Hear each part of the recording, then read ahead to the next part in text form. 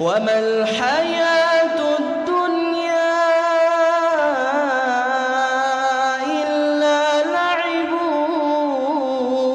ولهو وما الحياة الدنيا إلا لعب ولهو وللدار الآخرة خير للذين يتقون أفلا تعقلون.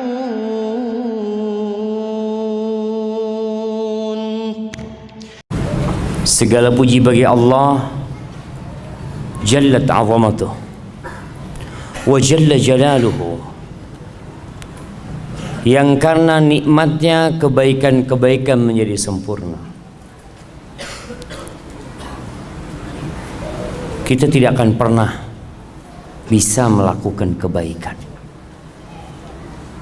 Kita tidak akan pernah terhindar dari kemaksiatan kalau Allah tidak menolong kita. Siapa sih kita jemaah? Walaula fadlullahi alaikum wa rahmatuhu ma zaka minkum min ahadin abada. Kalau bukan karena rahmat Allah dan karunia-Nya kepada kalian, tidak mungkin ada satupun manusia di antara kalian yang benar. Nggak ada.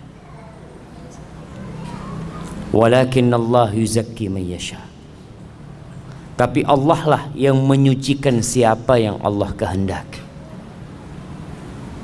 Malam ini kita bisa berkumpul.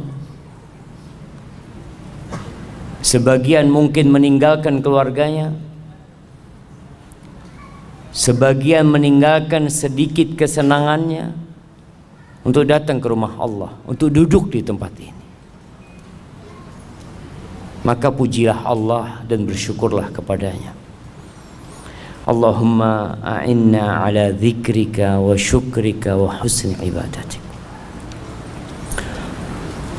Allahumma salli wa sallim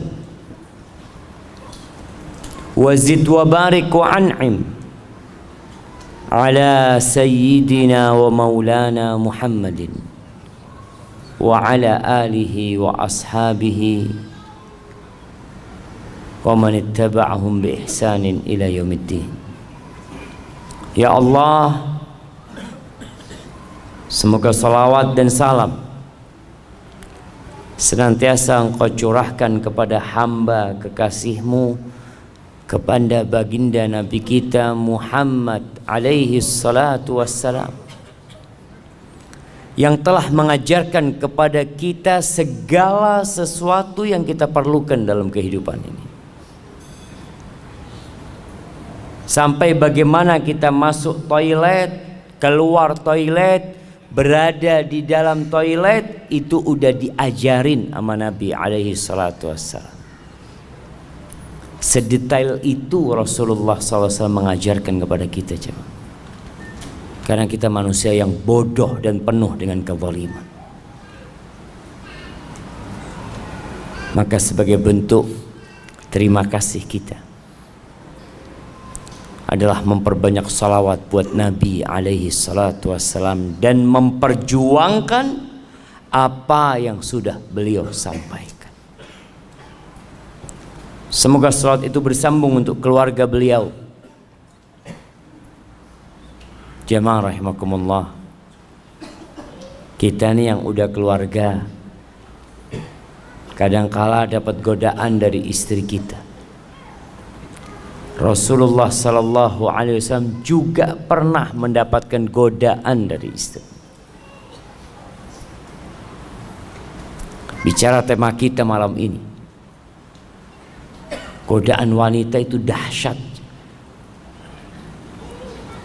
Sampai akhirnya Rasulullah sallallahu alaihi wasallam memboikot istri.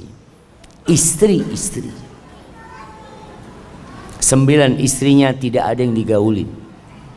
Bahkan beliau tidak berkunjung ke rumah mereka. Kenapa? Mereka ribut urusan dunia. Mereka sibuk minta tambahan nafkah. Ada yang istrinya minta tambahan nafkah. Lalu Allah turunkan firman-Nya di surah Al-Ahzab ayat 28-29. Apa kata Allah? Ya ayyuhan nabi, wahai nabi, qul li azwajika, katakan kepada istri-istrimu, in kuntunna turidnal hayatad dunya wa zinataha fata'alain umatti'kunna wa usarrihkunna sarahan jamila. Wahai istri-istriku, dipanggil tuh satu persatu istri Nabi alaihissalatu wassalam, mulai dari Aisyah. Ditanya, kalau yang kalian inginkan itu kehidupan dunia,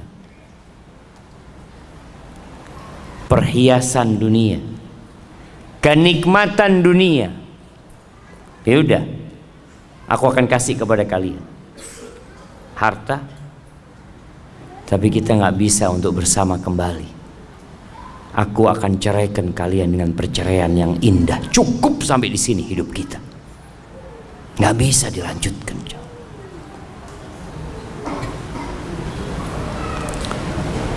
Wa in kuntunna turidna Allah wa rasulahu wad daral akhirah fa inna Allah a'adda lil muhsinati minkunna ajran 'azima. Tapi kalau ambisi kalian itu akhirat, Allah dan Rasulnya dan kehidupan akhirat, maka sesungguhnya Allah menyediakan bagi yang baik di antara kalian pahala yang besar.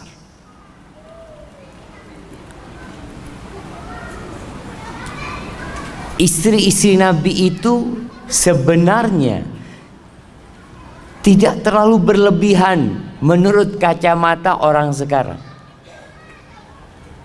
Apa sih yang diminta istri-istri Nabi? Mereka itu hidup susah. Seringkali Nabi SAW puasa sunnah karena di rumahnya tidak ada makanan. Bagaimana cerita Aisyah radhiyallahu taala anha, marra hilalun thumma hilalun thumma hilal walam yuqad fi baiti Rasulillah sallallahu alaihi wasallam nar. Berlalu rembulan, kemudian berlalu rembulan, masuk ke bulan ketiga, dan di rumah Rasulullah SAW itu kompornya tidak hidup. Susah hidup mereka. Tapi itu yang harus dilewatin kadang-kala. Maka ternyata istri-istri Nabi memilih Allah dan Rasulnya dan kehidupan akhirat. Mereka siap untuk meninggalkan sedikit, nggak banyak, jemaah. Kenikmatan dunia dan isinya ini sedikit. Kalau antum dapat duit 1 triliun, banyak apa dikit, jemaah? Antum pegang 1 triliun dan pegang 1 ekor lalat, bisa 1 triliun bikin lalat. Bisa 1 triliun bikin lalat, ya Mak? Gak bisa. Supaya antum tahu, dunia ini benar-benar gak ada. Kalaupun ada, nilainya dikit. Qul mata'ud dunya qalil. Dikit kenikmatan dunia ini. Maka semoga salat bersambung untuk keluarga Nabi yang mereka telah mendampingi Rasulullah sallallahu alaihi wasallam dalam kehidupan beliau, dan kelak istri-istri Nabi akan mendampingi Rasulullah sallallahu alaihi wasallam di surganya. Dan semoga salawat juga bersambung untuk keluarga Nabi, anak-anak Nabi, keturunan Nabi Muhammad sallallahu alaihi wasallam, dan para sahabatnya serta orang-orang yang mengikuti jalannya. Amma ba'd, jamaah rahimakumullah, kita hidup di masa yang gemerlapan kehidupan dunia ini begitu menggoda.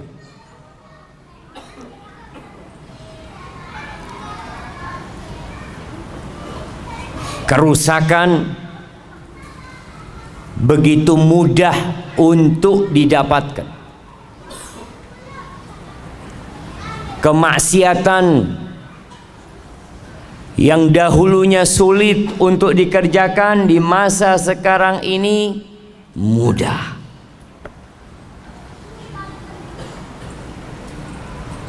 Karena apa? Karena teknologi. Dan harta ada. Fasilitas disediakan semuanya. Zaman dulu jemaah, jangan zaman dulu ya, tahun 90-an ke bawah. Itu yang punya motor itu hanya orang kaya aja. Yang bisa beli motor tuh orang kaya. Sekarang di mana-mana orang punya motor. Dulu orang mau berangkat ke tempat maksiat susah. Sekarang online. Diantar ke tempat maksiat. Nah, begitu mudah.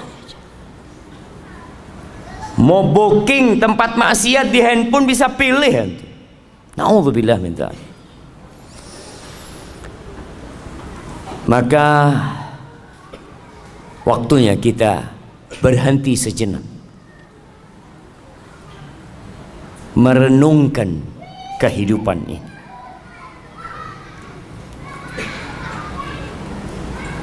Karena jangan sampai kita baru berpikir tatkala malaikat pencabut nyawa datang mencabut nyawa kita.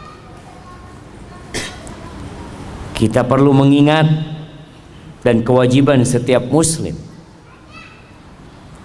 untuk mengingatkan dirinya, untuk menghisap dirinya, dan mengingatkan orang lain. Tadi imamnya baca surat apa? Nah, surat yang rakaat pertama, Al-Insyiqaq. Apa kata Allah? Ya ayyuhal insanu innaka kadihun ila rabbika kadhan famulaqi. Masya Allah, datang hadiahnya. Anda tadi mau kasih hadiah sama yang jawab cuma kok nggak ada hadiahnya, malu Anda mau kasih hadiah. Nah, apa artinya ayat tadi yang kasih hadiah? Ya ayyuhal insanu, wahai manusia, innaka, sesungguhnya kamu, kadihun ila rabbika kadhan famulaqi. Siapa yang tahu artinya coba? Nah, fadhal berdiri antum. Gak usah ngelihat ke bawah, berdiri aja, berdiri. Kenapa harus ngelihat ke bawah? Nah, fadhal.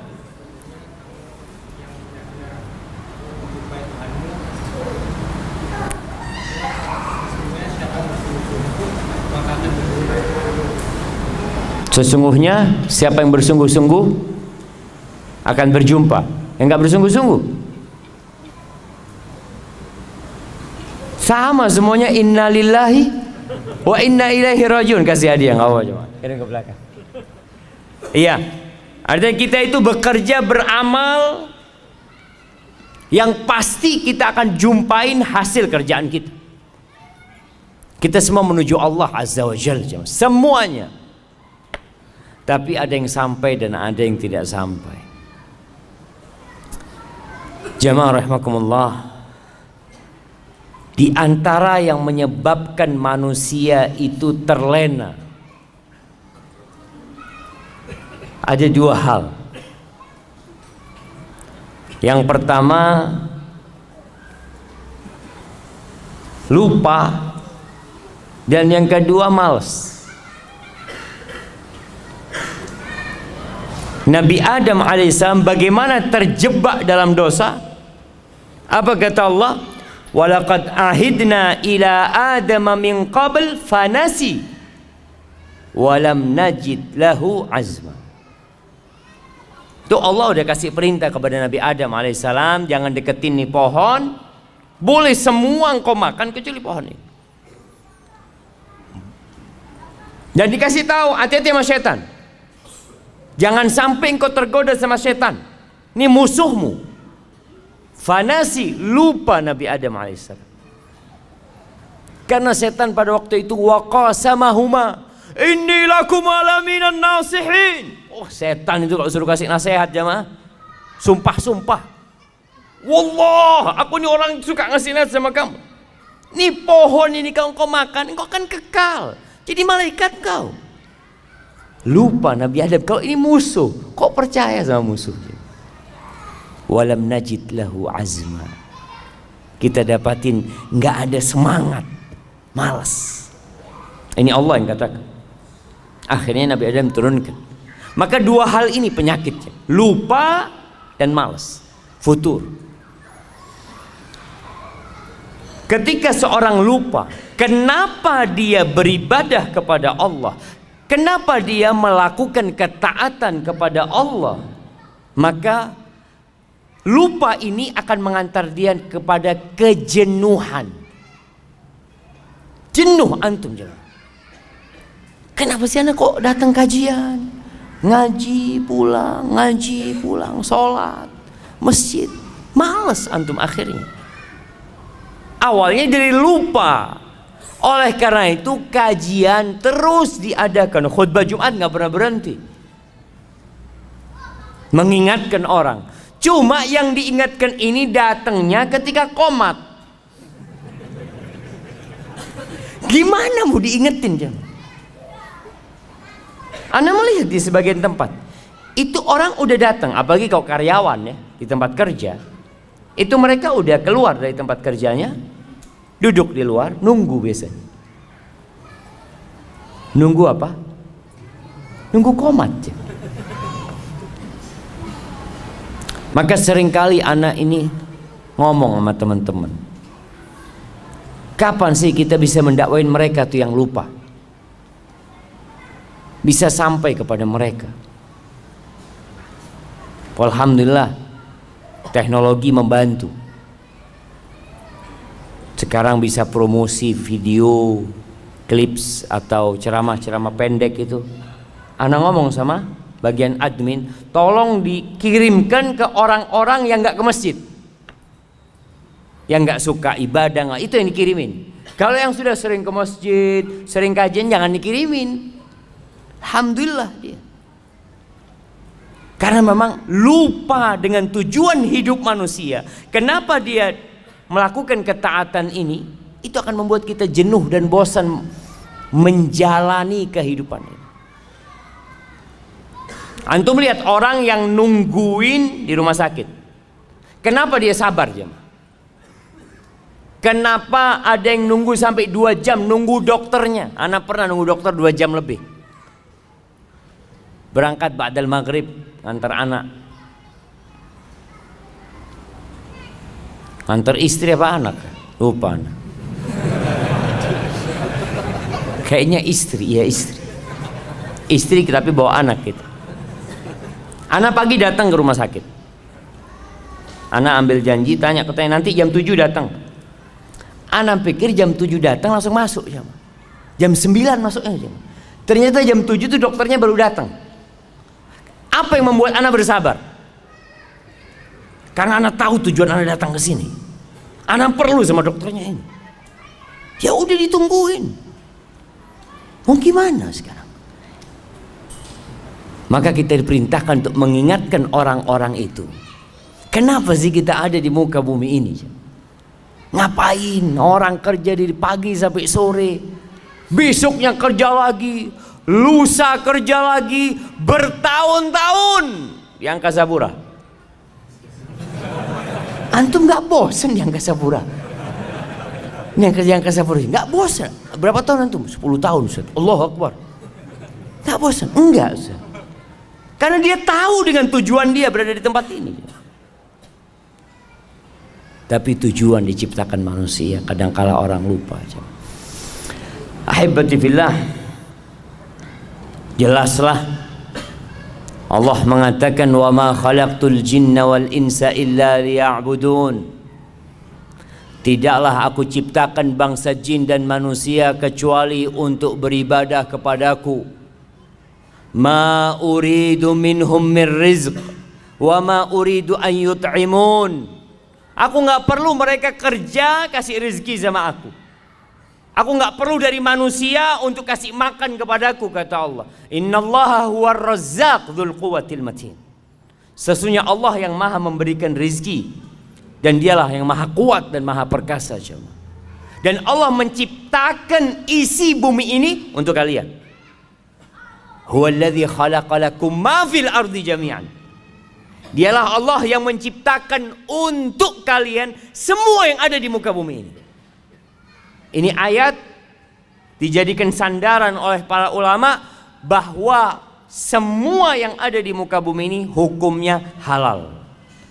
Boleh, kecuali kalau ada dalil yang mengharamkan.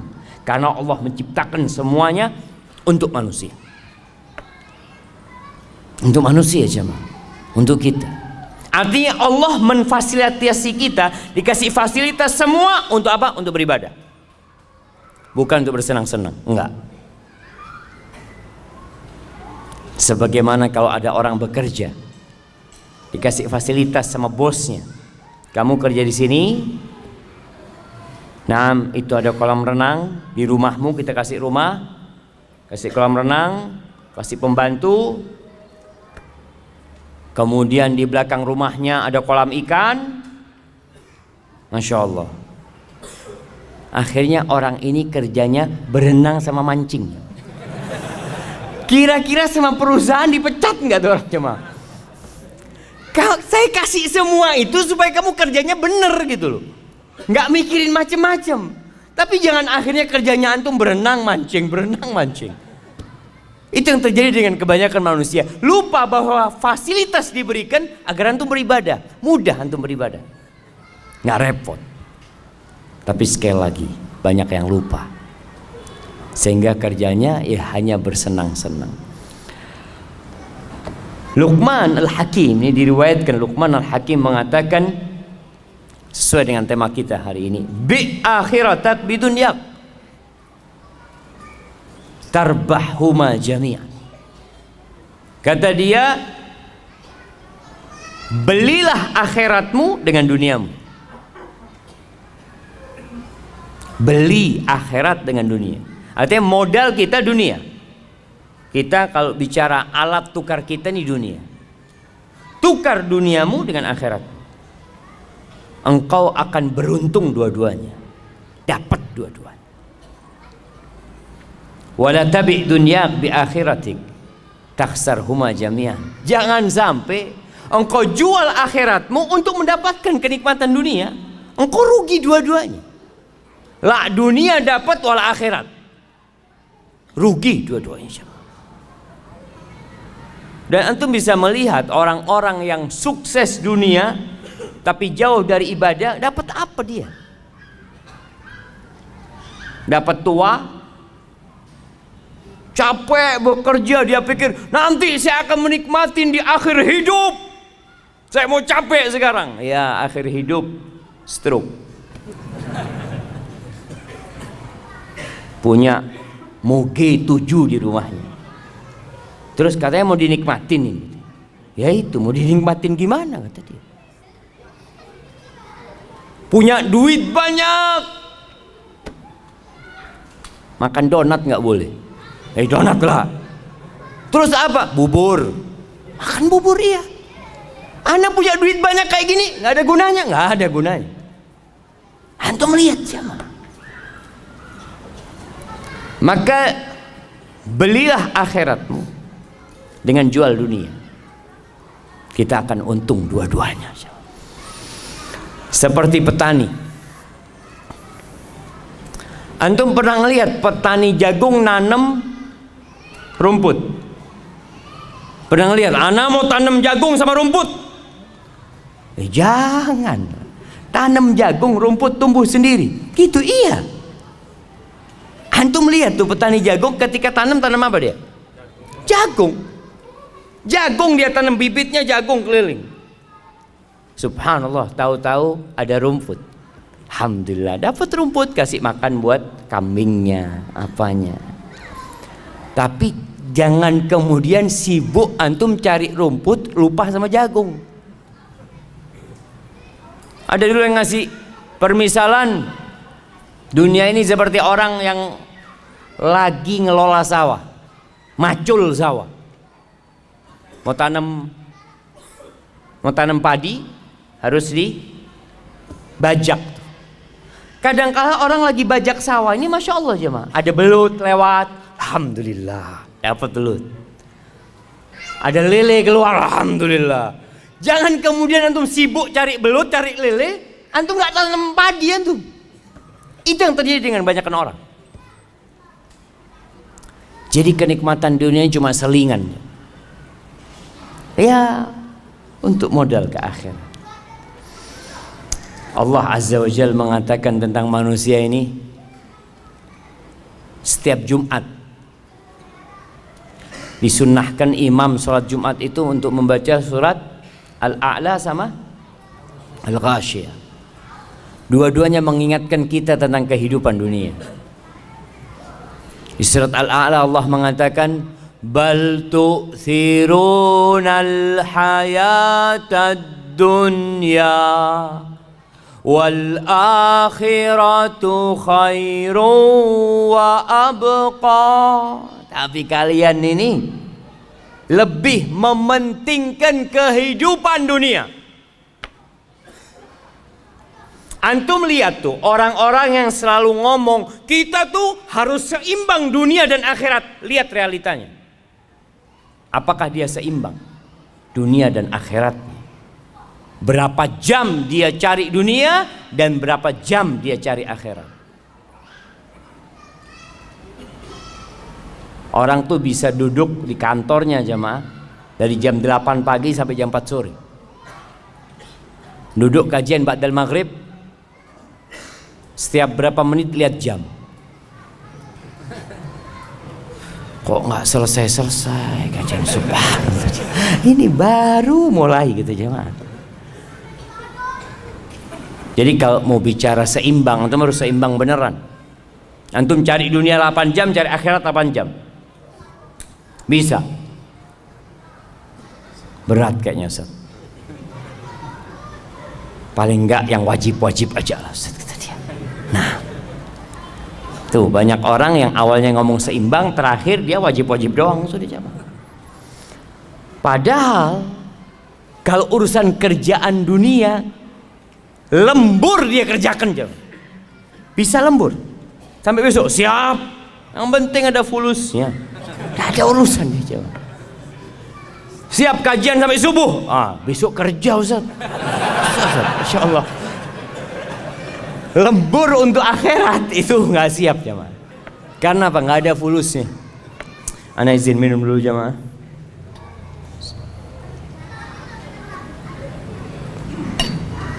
Alhamdulillah. Kalian lebih mementingkan kehidupan dunia, padahal akhirat itu lebih baik dan lebih abadi, kekal jemaah. Banyak sih ayat-ayat dalam Quran yang menjelaskan tentang hakikat kehidupan dunia. Rasul sallallahu alaihi wasallam mengatakan, man kanatid dunya hammahu ja'alallahu faqrahu baina 'ainaihi. Barang siapa yang ambisinya dunia, afwan, salah. Barang siapa yang dunia ambisinya, sama apa enggak sama yang pertama aja? Beda. Memang dunia itu ambisi dia. Enggak ada dalam benak dia akhirat. Dia kerja, sekolah, mulai sekolah. Jangan bilang kerja, sekolah. Kenapa kamu sekolah?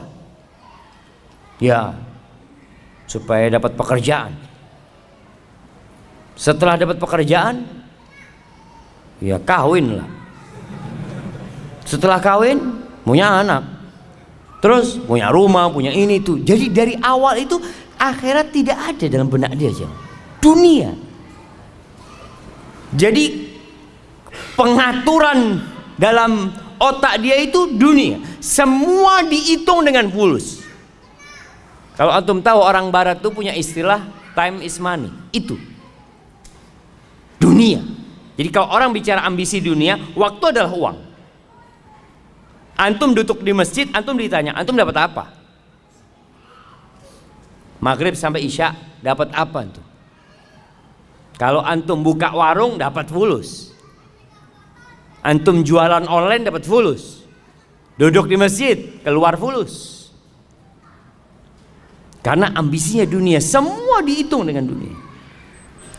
Berangkat umroh, haji dihitung sama dunia. Umroh berapa bayarnya? Berapa sekarang jamaah? 25 juta. 25 juta. Keluar fulus itu. Tabungan berkurang 25 juta. Kemudian ninggalkan kerjaan. Keuntungan anak sehari itu umpamanya 200.000. Kalau anak ninggalkan kerjaan selama 9 hari 1.800.000 habis. Belum kalau pulang nanti sakit, capek, nanti di sana masih beli oleh-oleh. Aduh, enggak lah, nggak usah umroh. Subhanallah, karena dia ambisinya dunia. Apa yang akan terjadi dengan manusia yang menjadikan dunia ambisi dia? Ja'alallahu faqrahu baina ainai. Allah jadikan kemiskinan itu di hadapan mata dia. Perasaan takut miskin itu ada di depan mata dia, jemaah. Baina ainai, subhanallah ya. Di antara kedua matanya, kata Nabi SAW. Seperti orang pakai kacamata, jemaah. Kemanapun dia memandang, ke atas, ke bawah, ke kanan, ke samping, yang ada takut miskin. Wasyattata alaihi syamlah, urusannya dicerai-beraikan. Enggak kelar-kelar urusan dia, jemaah. Ana sering sampaikan. Dulu ana berpikir orang yang kaya raya, yang sudah sukses itu akan lebih sering di soft pertama. Karena dia sudah selesai dia. Dia mau makan sampai 7 keturunan sudah ada. Dia udah punya keran. Keran dia di rumahnya dibuka itu bukan air yang keluar, jemaah. Fulus. Sudah punya dia keran, jemaah. Tapi kenapa nggak bisa ngisi soft pertama? Urusannya ruwet. Ada banyak pekerjaan dia. Yang meeting sana, rapat sini, ya Allah. Jangan untuk ibadah, untuk keluarga. Sampai ada cerita di Arab sana. Ada satu orang kaya sukses, jemaah. Waktu untuk keluarganya itu sedikit. Sedangkan tetangganya ini miskin. Akhirnya sering kumpul sama keluarga. Habis asar duduk bareng-bareng sama anaknya, makan pisang goreng, minum kopi. Si istri orang kaya ini cemburu dengan keadaan tetangganya. Maka dia ngomong sama suaminya, "Bang, abang itu kok sibuk terus cari fulus? Nggak lihat kayak tetangga kita bisa kumpul sama keluarganya sore-sore, ngobrol, makan bareng. Masa?" Kata, "Iya." Oh ya, pinter nih suaminya, jemaah. Tetangganya dikasih modal kerja, jemaah. Kasih modal kerja sama dia, ruwet hidupnya, nggak lagi kumpul. Sama sekarang kata dia.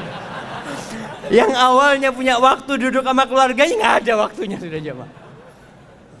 Hadi dunia, jemaah. Jadi subhanallah, Allah jadikan urusannya. Karena tetangganya pintar, kamu mau nggak saya kasih modal kerja, nanti kamu bisa lebih kaya, bisa punya rumah, bisa punya mobil, ini dibuka itu, jemaah. Ya boleh kalau gitu. Hati-hati.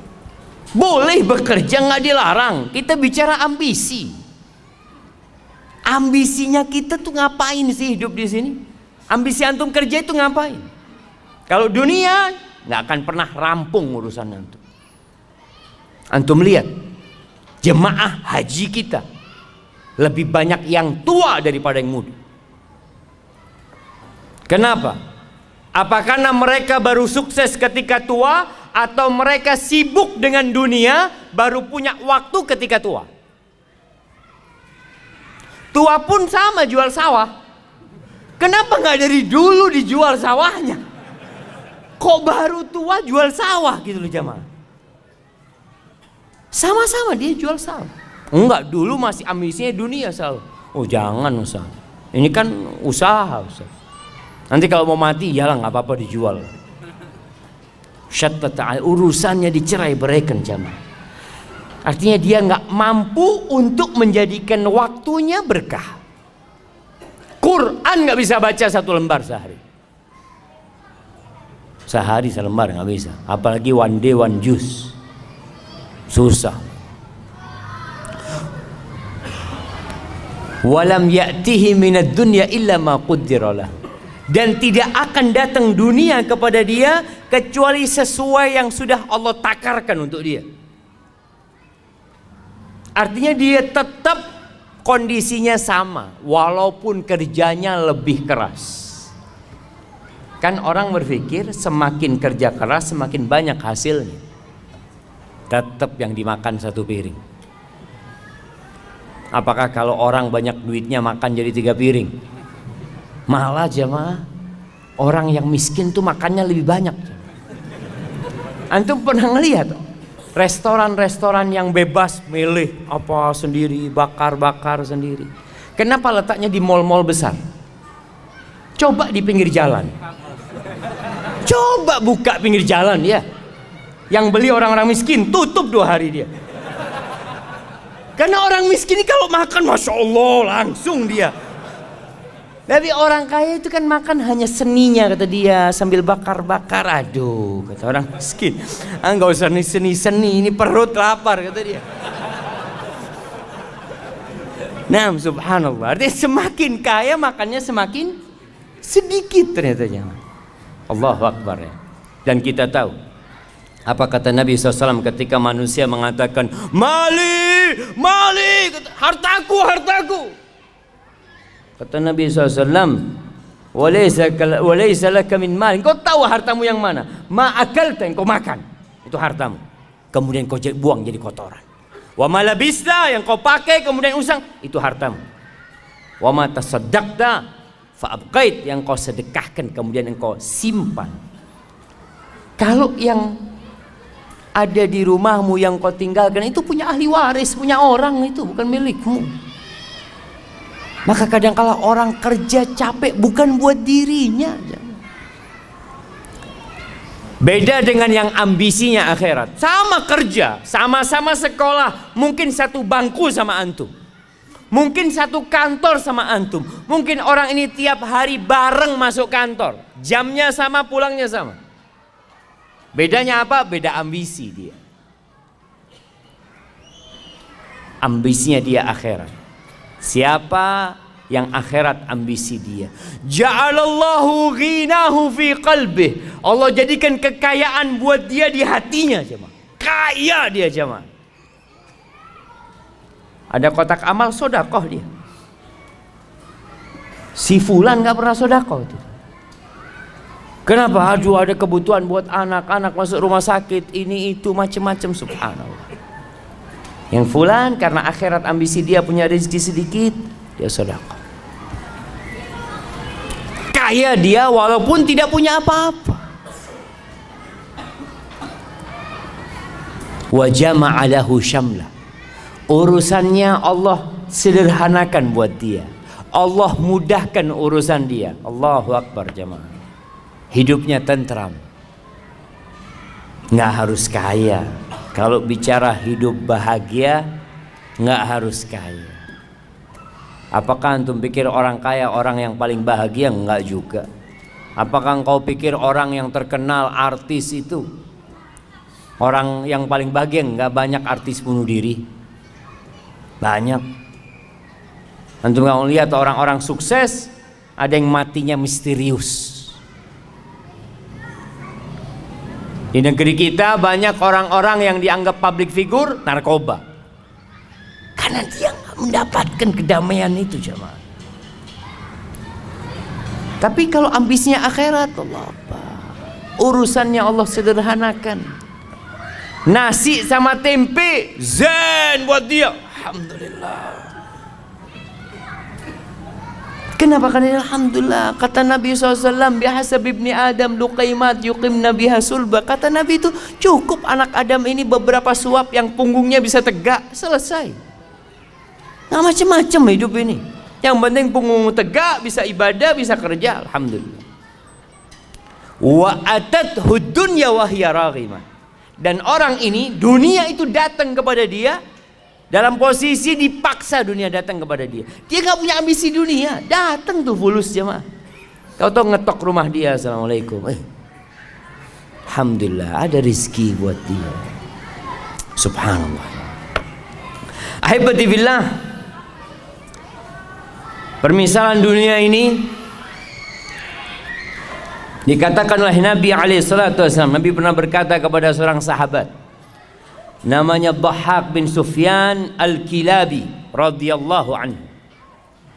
Nabi mengatakan, "Ya Dhahhak, ma ta'amuka?" Dhahhak, makananmu apa sih? Qala ya Rasulullah, al-lahmu wal laban. Wahai Rasulullah, alaika salatu wassalam ya Rasulullah. Yang aku makan itu daging dan minumku susu. Qala thumma yasiru ila madza? Terus itu daging itu susu jadi apa? Bingung Dhahhak kan. Jadi apa jemaah?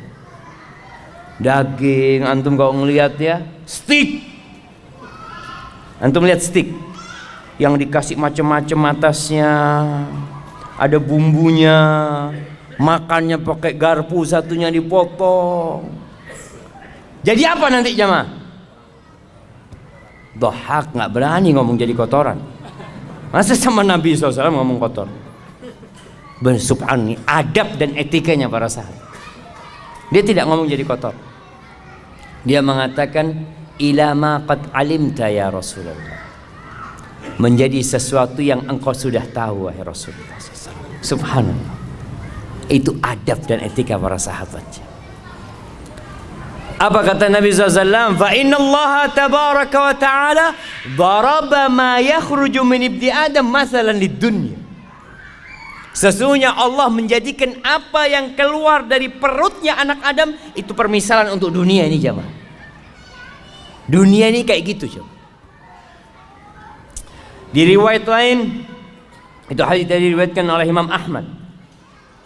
Di riwayat Ibnu Hibban, Rasulullah SAW mengatakan, inna mat'am ibni Adam duriba lid dunya mathalan bima kharaja min ibni Adam wa in qazzahahu wa mallahahu fandur ma yasiru ilaih. Walaupun makanan itu dikasih hiasan ya. Antum kalau makan di restoran-restoran bintang 5 ya, kadang-kadang kasih piring ada tutupnya, nanti masih keluar asap, dibuka, masya Allah ada sayur-sayurnya yang kecil, di model bintang, di model gunung, model apa, makanan macam-macam, masya Allah. Kata Nabi SAW, akhirnya jadi apa? Mau dibikin seperti apa? Oh, ada yang makanan muncung kayak gunung tadi itu jemaah. Ada yang warna merah, warna kuning, macam-macam manusia bikin makanan, jadinya apa? Kita tahu, hadhihi hiyad dunya. Itu dunia kita jemaah. Akhir dunia menuju kepada kerusakan. Rumah yang dibangun begitu indahnya, gedung-gedung yang tinggi. Di Jakarta antum lihat gedung-gedung itu modelnya macam-macam. Ada yang model pena, ada yang model kotak, ada yang bulat. Nanti jadi apa jemaah? Jadi debu yang berterbangan jemaah. Maka jangan sampai kita terpedaya dengan sesuatu yang akhirnya jadi kotoran. Ibnul Qayyim rahimahullahu ta'ala ketika menjelaskan tentang hadis tadi, dia mengatakan famaghtarra biha wala sakana ilaiha illa dzu himmatin daniyah. Maka tidak akan ada orang yang tertipu dengan dunia, yang kemudian condong kepada kehidupan dunia, kecuali orang yang punya ambisi rendahan. Wa aklin hakir, akalnya remeh, akalnya itu kecil, nggak besar dia jemaah.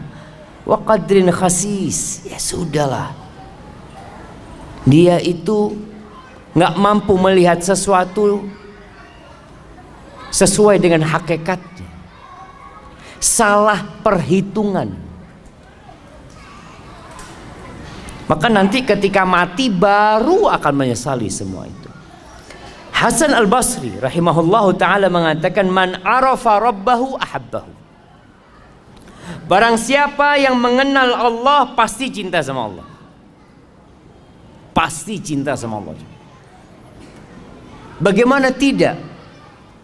Allah itu Ar-Rahman Ar-Rahim, Al-Malik Al-Quddus As-Salam Al-Mu'min Al-Muhaimin Al-Aziz Al-Jabbar Al-Mutakabbir. Gimana kita gak akan cinta sama Allah Azza wa Jal, sedangkan kehidupan kita berasal darinya, semua yang kita makan berasal darinya. Masya Allah.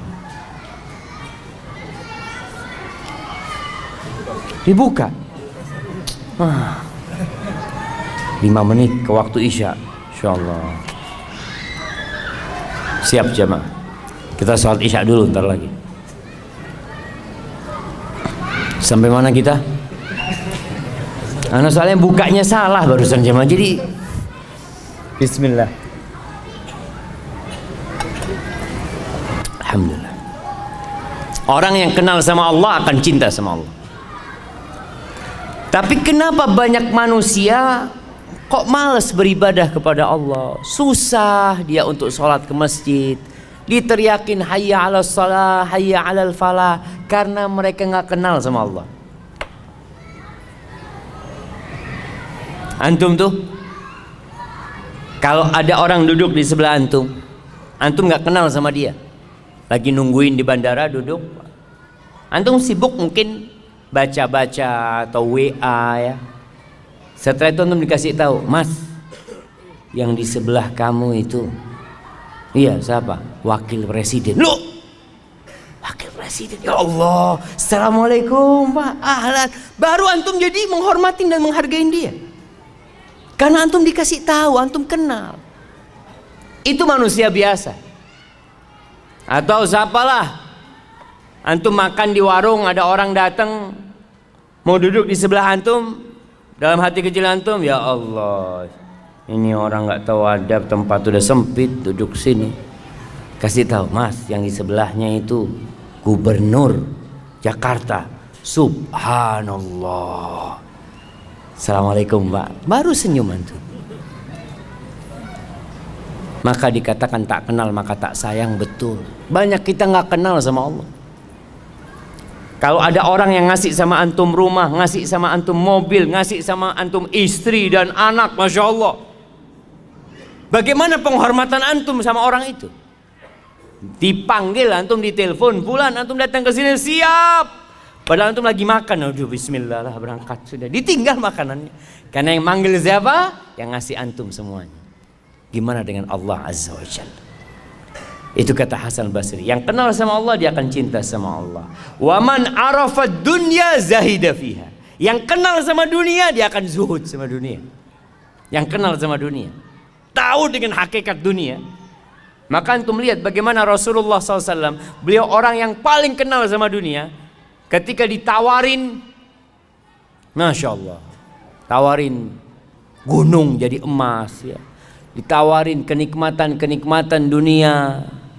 Sampai Umar bin Khattab nangis, sahabat nangis melihat susahnya hidup Nabi SAW. Lalu apa kata Nabi? Mali walid dunya. Apa urusanku sama dunia ini? Innama mathali wa mathalud dunya karakibin istadhalla tahta syajaratin thumma raha wa tarakaha.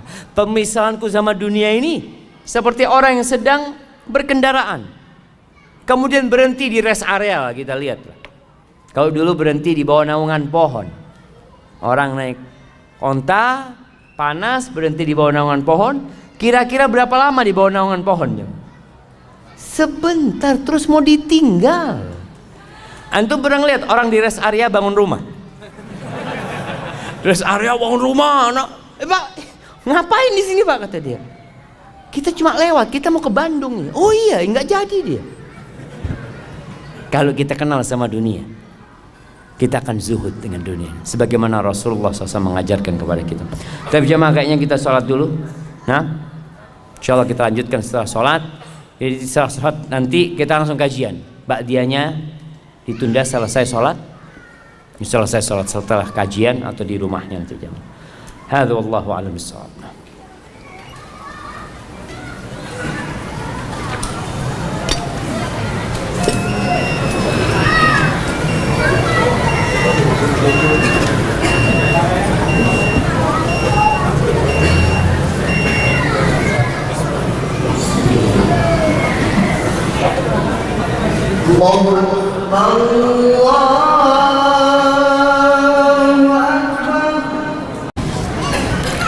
Wassalatu wassalamu ala Rasulillah.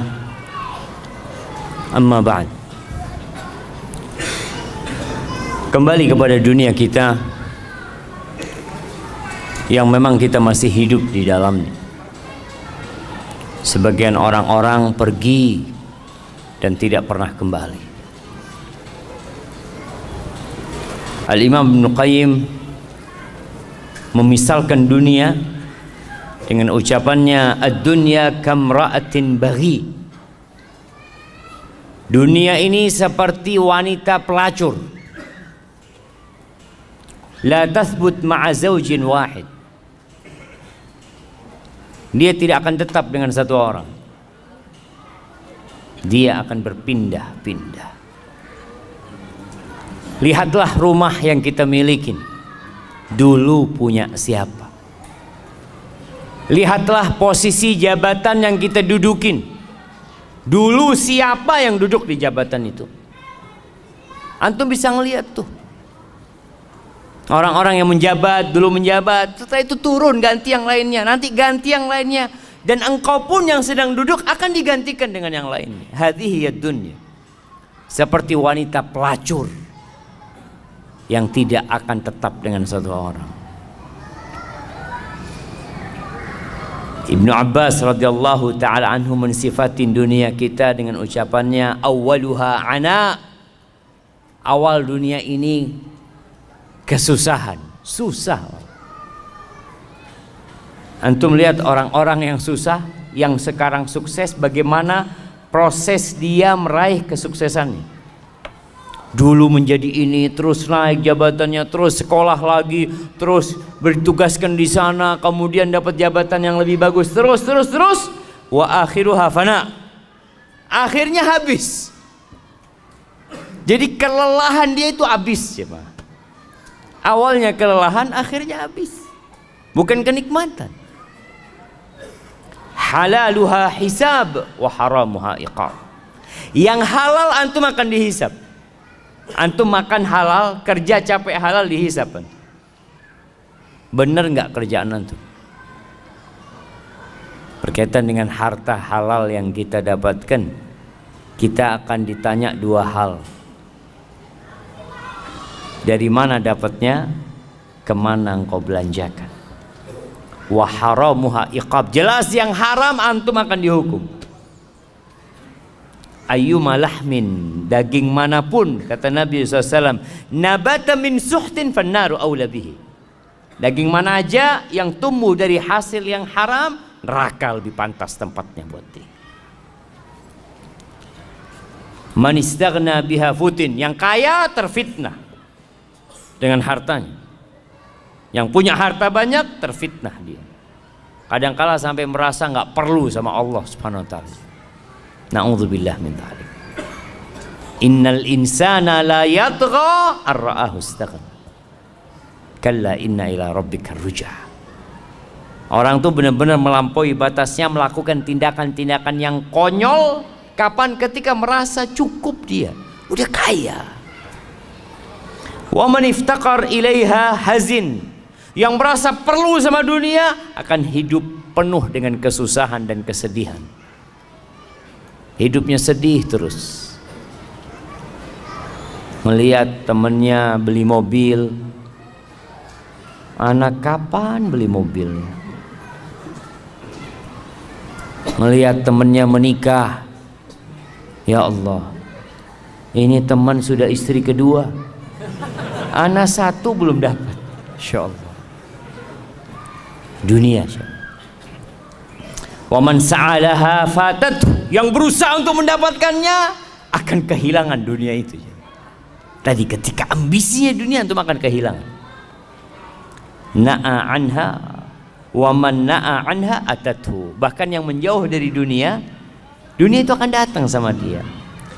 Wa man nazara ilaiha a'mathu, barang siapa yang melihat kepada dunia dengan pandangan yang penuh dengan kesukaan kepada dunia ini, maka dia akan jadi buta, lupa dengan halal haram. Segala cara dia gunakan untuk mendapatkan dunia. Waman basra biha basratu, tapi yang berusaha untuk melihat dunia dengan pandangan yang sebenarnya, maka dia akan tahu dengan hakikat dunia. Jamaah rahimakumullah, ketika perang Uhud, para sahabat kalah, sempat menang, kemudian dikalahkan oleh musuh-musuhnya. Walaupun orang-orang musyrikin tidak berhasil menghabisi Rasulullah Sallallahu Alaihi Wasallam dan para sahabatnya, tapi banyak sahabat yang meninggal dunia. Apa sih penyebabnya? Subhanallah. Allah menyebutkan di surat Ali Imran ayat 152, walaqad sadaqakumullahu wa'dahu ittahussunahum bi'idznih hatta idza fashiltum wa tanaza'tum fil amri wa asaitum min ba'di ma arakum ma tuhibbun. Nih Allah janji dan Allah tepati janjinya. Bagaimana Allah berikan kemenangan kepada para sahabat ketika perang Uhud. Di awalnya Allah berikan kemenangan, tapi tatkala mereka gagal melaksanakan perintah Nabi Muhammad SAW, mereka bertikai. Ketika pasukan pemanah yang diperintahkan untuk tetap berada di tempat mereka, mereka mengatakan, mereka ribut di antara mereka sendiri. Udah, kita ngapain di gunung sini? Kita udah menang tuh. Tuh harta rampasan perang. Kita bantuin umat Islam, para sahabat yang lain untuk ngumpulin harta rampasan perang. Wa asaitum min ba'di ma arakum ma tuhibbun. Apa kata Allah? Minkum man yuridud dunya wa minkum man yuridul akhir. Di antara kalian ada yang ambisinya dunia dan ada yang ambisinya akhirat. Tsumma sarafakum anhum liyabtaliyakum. Akhirnya bukan dapat kemenangan, malah dapat kekalahan. Untuk apa? Untuk menguji kalian, supaya kita sadar. Ketika antum gagal dalam kehidupan ini, untuk meraih sesuatu, itu sebuah peringatan dari Allah buat kita supaya kita jadi lebih baik lagi. Antum mau kejar sampai kemana? Kalau ada yang di PHK umpamanya dari tempat kerjanya, antum nanti akan di PHK selama-lamanya. Kalau sekarang antum di PHK masih punya rumah kadang-kala, nanti antum di PHK taruh di kuburan sama orang-orang. Selesai urusan. Dikatakan bahwasanya ada 4 racun. Ini seorang yang bijak menyebutkan ada 4 racun dan ada 4 penawarnya. Orang tuh kalau dikasih tahu tentang racun, dikatakan ini racun nih. Kalau kau makan ini bahaya, bisa gatal, bisa apa, tapi ini ada penawarnya. Ada 4 racun dan setiap racun itu memiliki penawar. Yang pertama dunia. Dunia ini summun qatil, racun yang mematikan. Wa tiryaquha az-zuhdu fiha. Penawarnya itu zuhud di dunia. Zuhud itu bukan berarti miskin. Siapa yang tahu arti zuhud? Ana kasih hadiah. Nah, fadhal. Yang keras.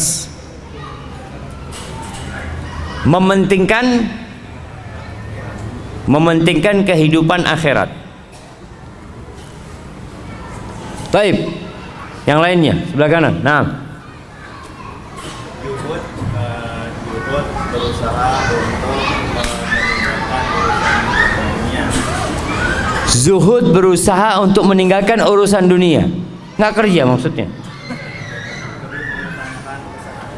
Lebih mengutamakan ke urusan akhirat. Sama aja lah. Kasih hadiah yang kecilnya. Tapi yang lainnya, fadhal. Zuhud itu adalah menempatkan dunia pada tangannya, kemudian menjadikan akhirat itu di hatinya. Zuhud itu menempatkan dunia di tangan dan akhirat di hati. Masya Allah. Lebih dalam lagi nih jemaah. Kasih yang besar nggak apa jemaah. Baik. Nah, fadhal belakang. Ya antum menoleh ke belakang. Fadhal berdirilah biar kelihatan.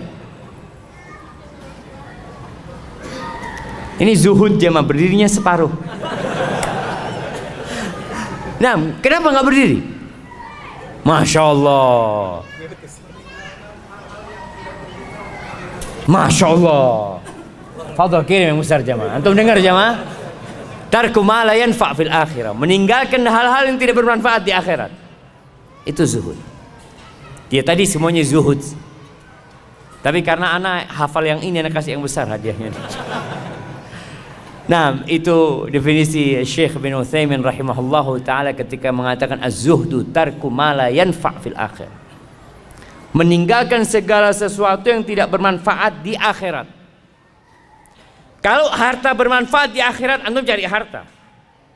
Tapi buat akhirat tadi jamaah. Kalau ternyata jabatan itu bermanfaat buat akhirat antum kejar tuh jabatan. Tapi buat akhirat. Anak kayaknya Ustaz mau jadi ketua di KM masjid Ustaz. Antum jangan ambisi jabatan, bukan.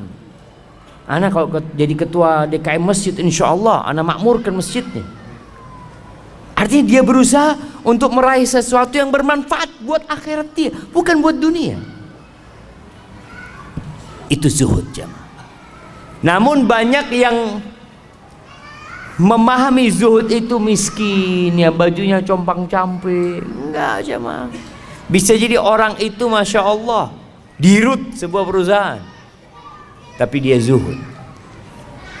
Bahkan ada orang-orang yang kaya raya nggak wajib zakat jamaah.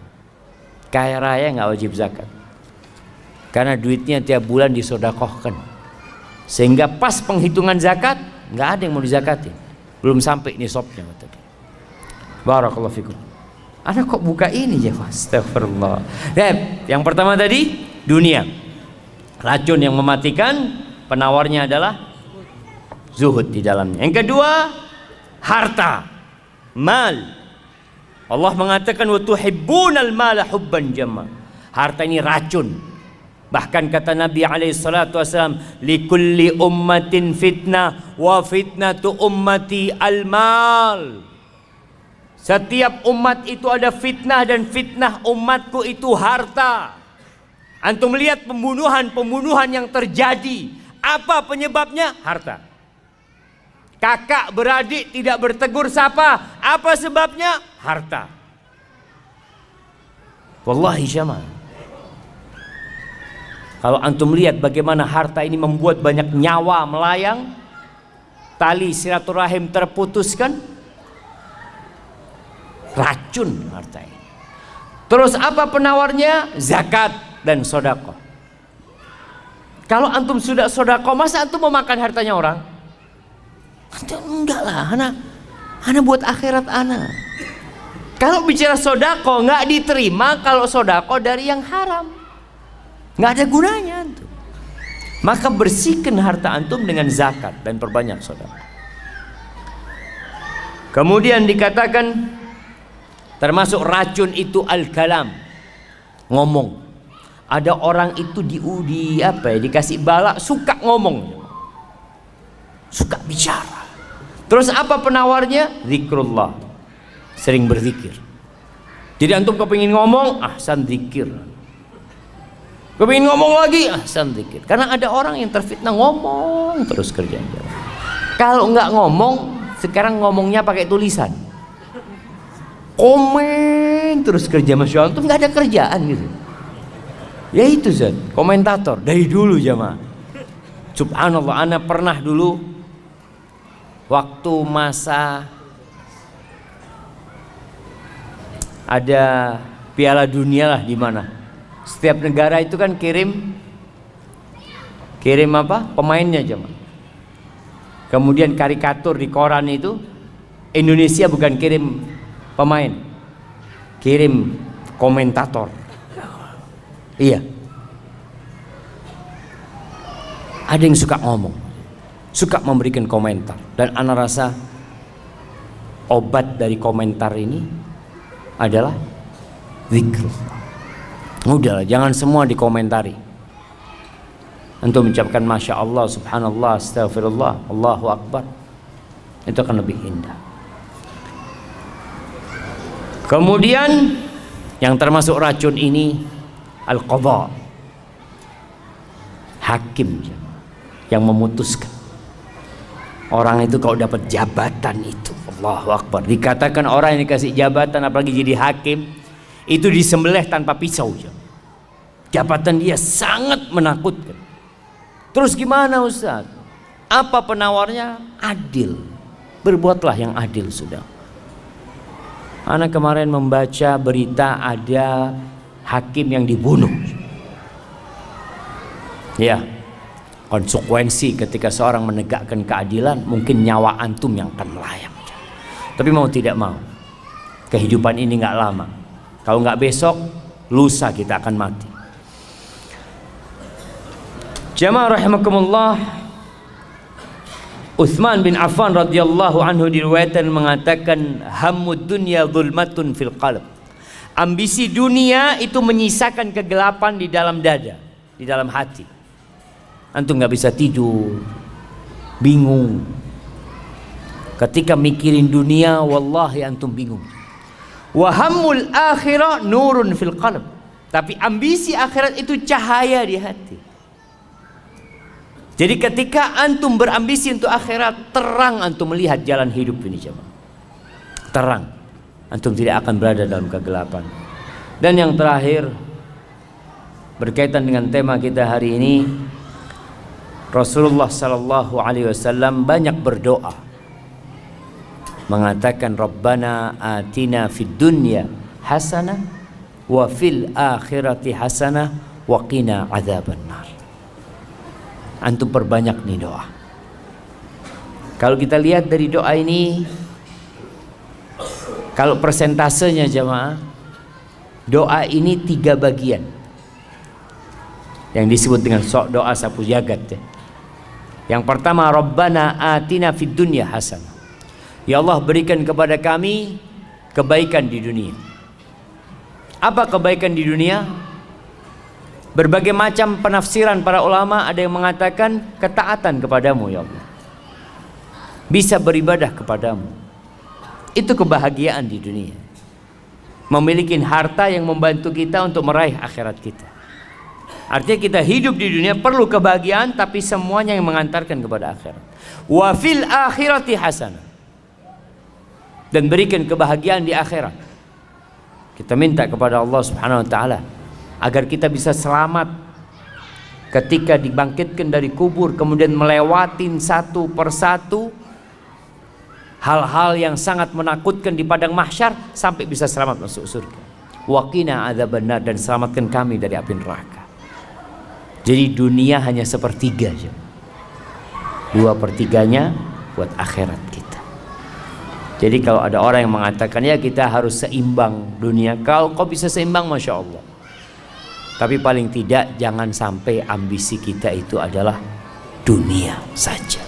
Silahkan bekerja, silahkan mengais rezeki, silahkan mengumpulkan harta, tapi tetap semuanya untuk akhirat antum. Dan ketika ambisi antum akhirat, dunia akan ikut. Antum akan dapat anak-anak yang soleh, istri yang soleha, keluarga yang sakinah, mawaddah, penuh dengan rahmat. Allahu Akbar. Baik, kita masuk ke sesi tanya jawab. Masya Allah.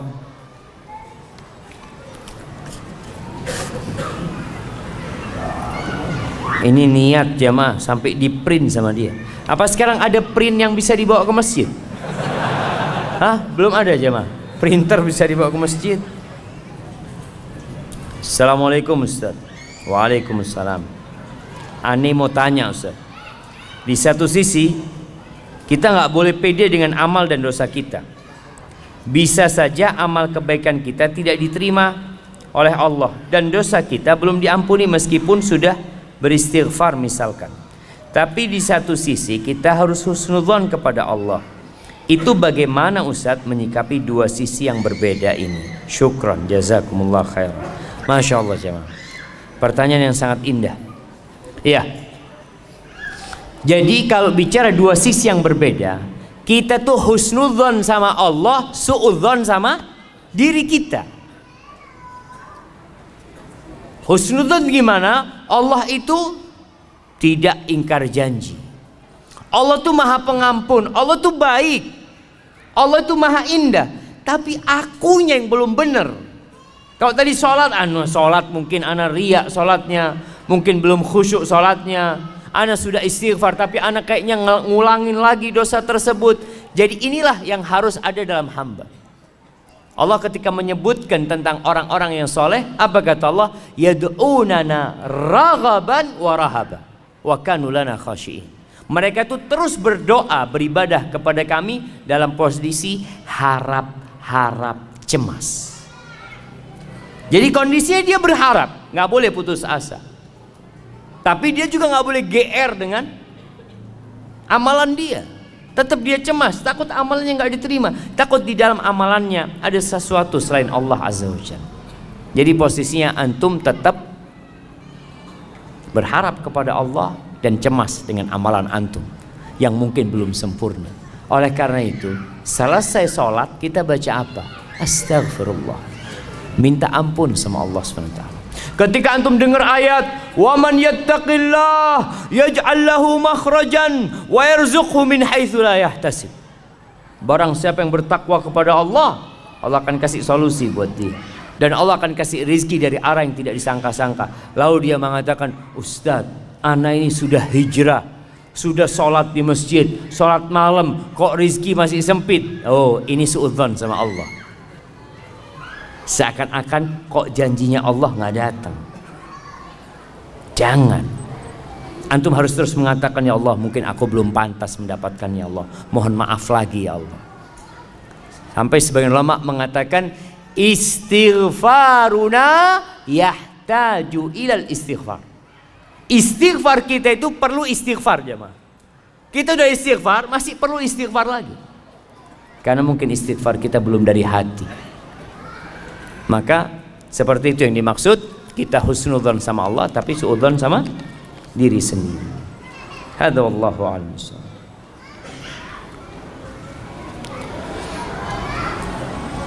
Ustadz, mohon nasihatnya.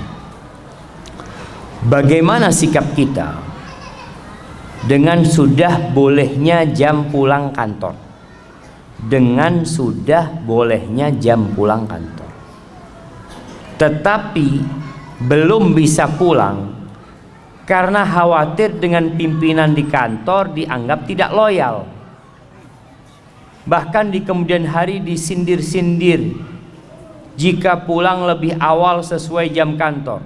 Syukran Ustaz, jazakumullahu khairan. Dan nasihat untuk pemimpin tersebut Ustaz. Barangkali beliau hadir juga.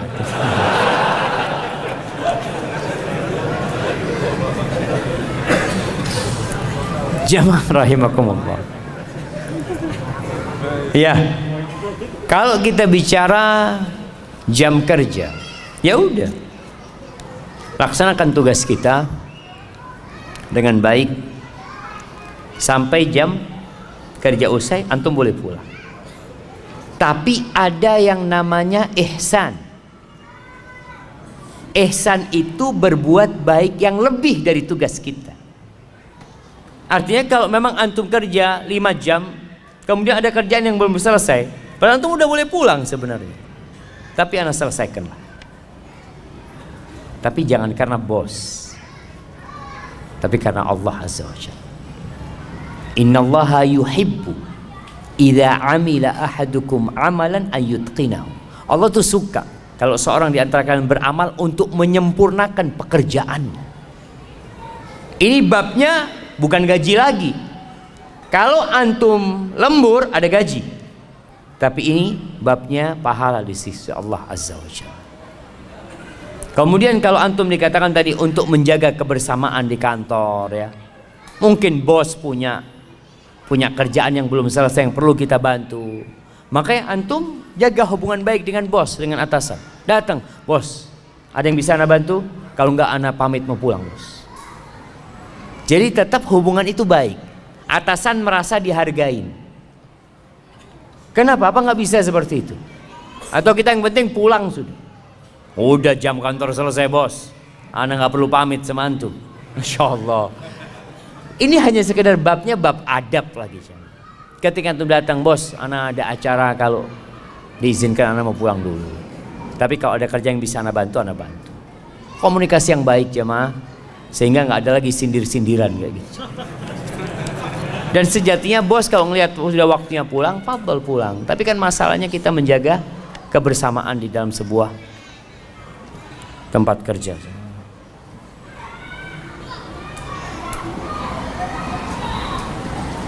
Assalamualaikum Ustaz.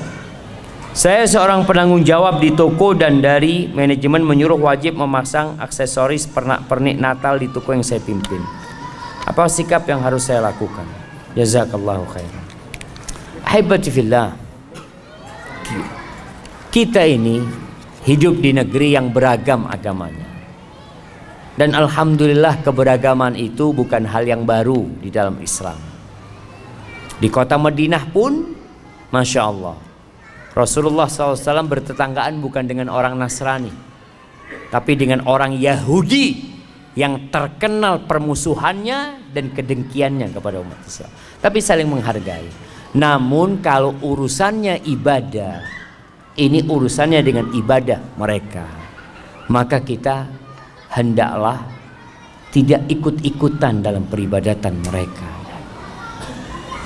Karena ini urusan dengan akidah, keyakinan.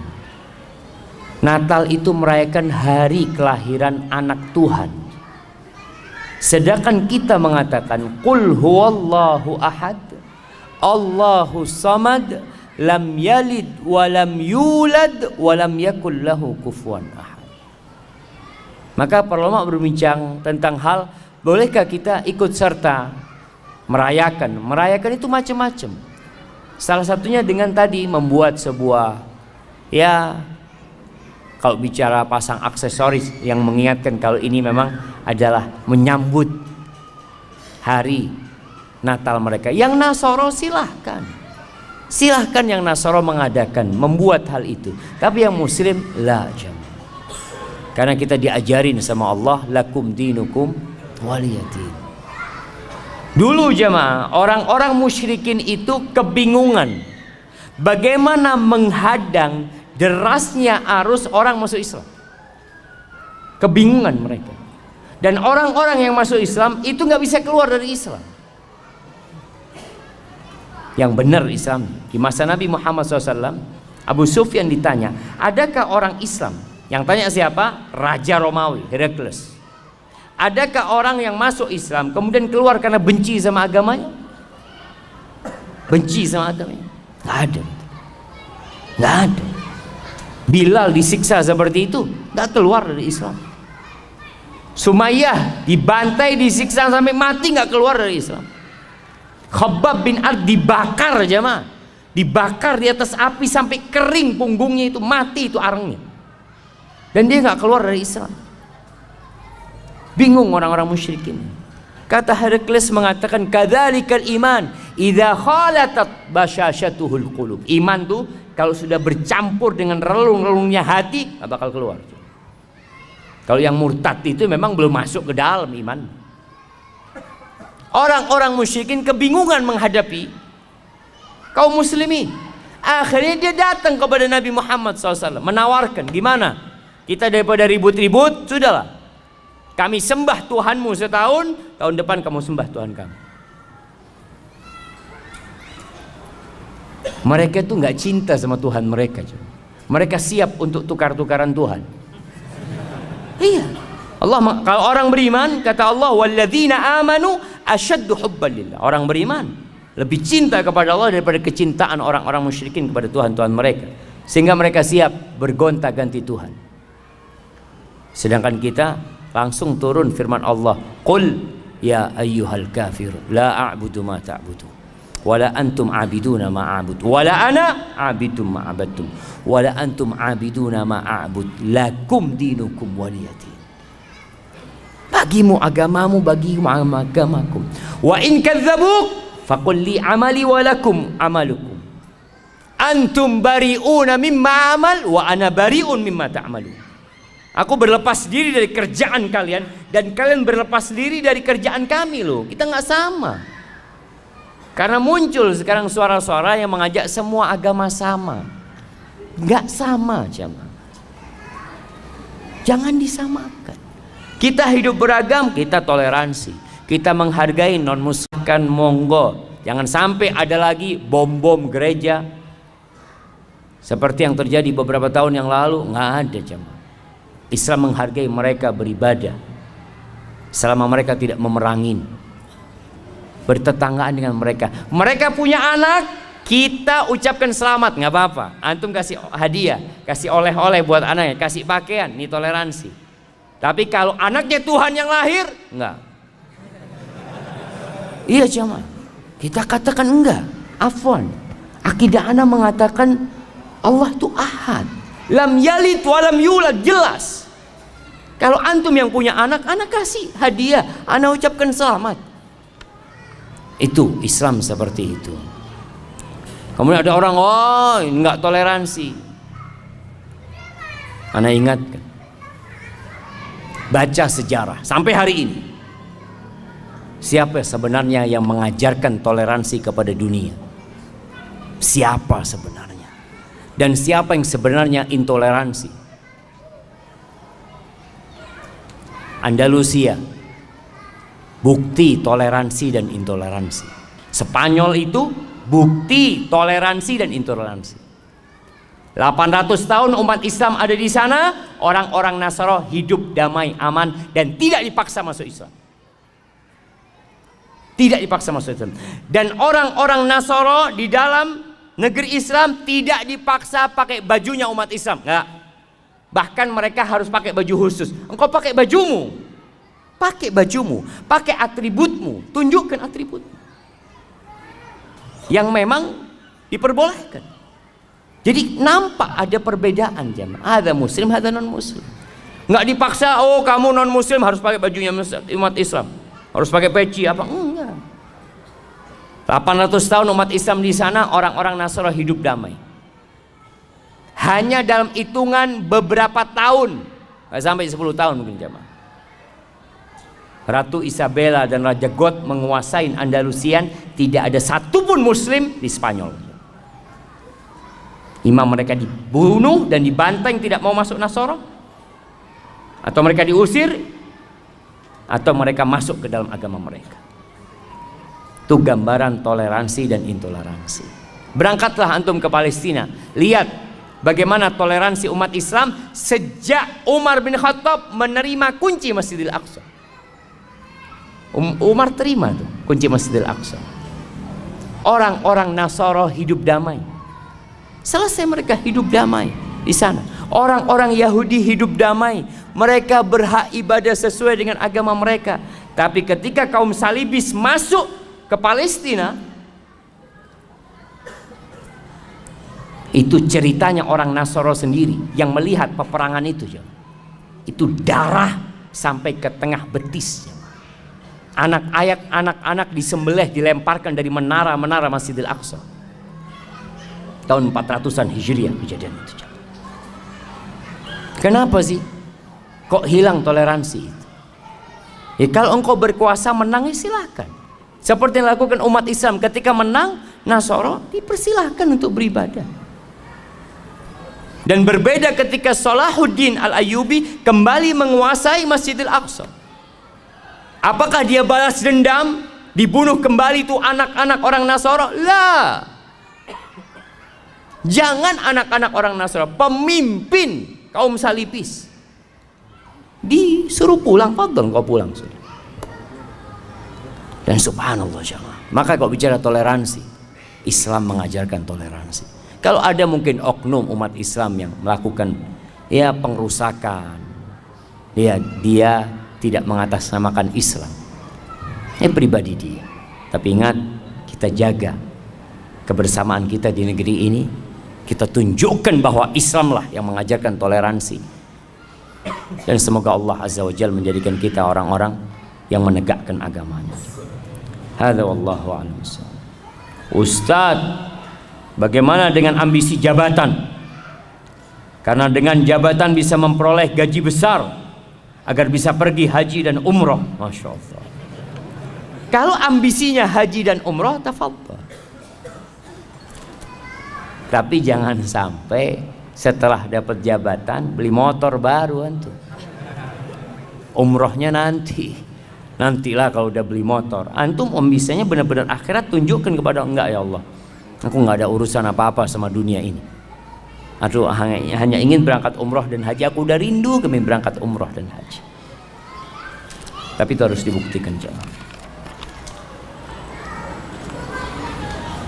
Bagaimana maksud hadis tentang setelah makan bawang jangan mendekati masjid? Saya belum paham, Ustaz. Jamaah rahimakumullah, masjid ini tempat berkumpul, tempat beribadah. Dan Rasul sallallahu alaihi wasallam mengatakan innal malaikata tata'adza mimma yata'adza minhu ibnu Adam. Malaikat itu terganggu yang manusia terganggu dengan. Salah satunya adalah aroma yang nggak enak, aroma yang nggak nyaman. Dulu aroma yang tidak nyaman itu bawang, ya, sampai sekarang sih. Cuma di Indonesia ini orang makan bawang mentah itu hampir nggak ada. Rasul SAW menganjurkan kalau harus makan bawang ya dibunuh, aromanya itu dengan dimasak, aromanya itu udah keluar. Tapi di beberapa negeri itu bawang itu kayak apel jemaah, dimakan bawang. Ana ngelihat ya Allah, dan baunya masya Allah. Kalau antum sholat di samping dia, Allah, aduh nggak jadi, Allah Akbar, terganggu antum. Makanya sama Nabi SAW yang seperti ini nggak boleh mendekat ke masjid karena kau mengganggu orang lain. Orang datang ke masjid untuk khusyuk, makanya dianjurkan pakai parfum, pakai wangi-wangian, bukan pakai parfum dari bawang. Indonesia apa yang bau jemaah? Pete, jengkol.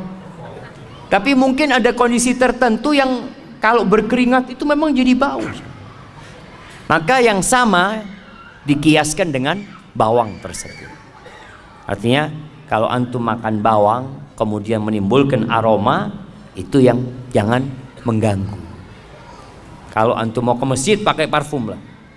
Kalau bisa pakai parfum yang modelnya taruh di dinding jemaah, tiap 5 detik nyemprot gitu ya, serot gitu ya. Karena kan takut aromanya antum ganggu sama yang lain. Artinya intinya antum nggak boleh ganggu umat Islam ketika beribadah. Dan bolehkah pindah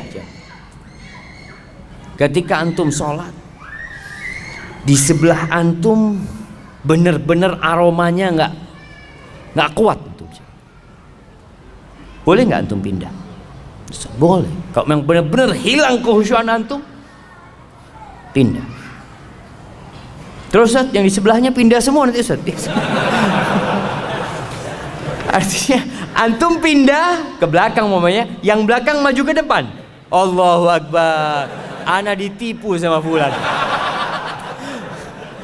Artinya dia harap di soft itu dapat pahala menyambung soft, ternyata dikasih aroma ya. Tapi mungkin yang maju itu aromanya sama. Jadi tidak terlalu apa jemaah? Nggak terlalu berasa lah. Pertanyaan terakhir jemaah. Ustadz, ana mau bertanya Ustadz. Saat ini ana dan suami alhamdulillah sudah mengenal sunnah. Tapi suami ana kalau dibangunkan sholat subuh susah banget Ustadz. Sampai pernah ana nyerah untuk bangunkan sholat. Apakah harus dengan cara keras Ustadz? Agar suami ana tidak susah dibangunkan. Walaupun susah pada akhirnya sih tetap sholat Ustadz. Tapi jalannya kalau sudah adzan sudah selesai. Mohon nasihatnya Ustaz agar ana tetap sabar membangunkan suami ana sholat subuh. Syukran Ustaz. Allah Azza wa Jal berfirman, wa'mur ahlaka bis salati wastabir 'alaiha. Perintahkan keluargamu itu untuk sholat dan sabarlah menghadapinya. Ini perintah sejatinya buat suami kepada istri dan anak-anak. Karena dia pemimpin, dia yang tanggung jawab. Tapi apakah kalau istri melihat suaminya tidak sholat kemudian dia diamkan? Enggak. Ada bab namanya watawasau bil haq, saling mewasiatkan dalam kebenaran dan kebaikan. Bahkan Rasul SAW menceritakan tentang seorang istri yang membangunkan suaminya untuk sholat malam. Yang kalau suaminya nggak mau bangun, dia percikan air. Tinggal sekarang bagaimana membuat suami bangun subuh. Kadangkala suami nggak bisa bangun karena tidurnya terlalu malam. Ada sebabnya. Maka sebabnya inilah yang dihilangkan. Yang kedua, mungkin ada cara yang lebih elegan bangunkan suami. Bikinkan kopi. Bang, cium nih bang. Aduh. Ayo bang, minum bang. Minum bangun, tidur lagi insya Allah enggak lagi. Artinya tetap dengan adab dan etika. Ada seorang ustadz cerita. Ustadz ini cerita di Jogja kejadian. Ada seorang, ya sama nih suami istri. Suaminya susah dibangunin subuh. Istrinya ini jago karate. Suatu hari karena udah jengkel jemaah, digampar suami jemaah. Itu langsung bangun suami jemaah. Nggak pernah lagi kalau istrinya bangunin, bang langsung bangun dia. Tapi nggak boleh jemaah. Dosa yang seperti itu jemaah. Kita tetap dengan cara yang baik. Jangan ditiru gitu loh, ya, seperti itu. Ana mohon maaf jemaah, banyak pertanyaan yang tidak bisa dijawab. Mudah-mudahan lah antum bisa tanyakan kepada ustadz yang lainnya. Itu yang bisa ana sampaikan pada kesempatan kali ini. Apabila benar yang ana sampaikan itu dari Allah Azza wa Jal, kalau ada yang salah dan kurang berkenan, itu dari diri ana pribadi. Allah dan Rasul yang terbebaskan dari kesalahan itu. Subhanakallahumma wa bihamdika asyhadu an la ilaha illa anta astaghfiruka wa atubu ilaik. Assalamualaikum warahmatullahi wabarakatuh.